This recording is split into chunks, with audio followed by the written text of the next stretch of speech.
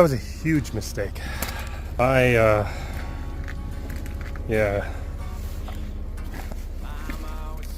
made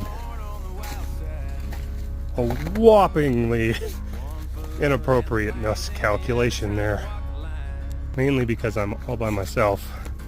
I have traction boards, but I also think that I'm on a rock. So, update on the truck, and still in the woods. Couldn't get it unstuck. No, I unfortunately am not a self-sufficient man, and that's okay. Me and the dogs down there, all oranged up and ready to go, are in for about a 2-mile hike where we hit the road and hopefully get picked up.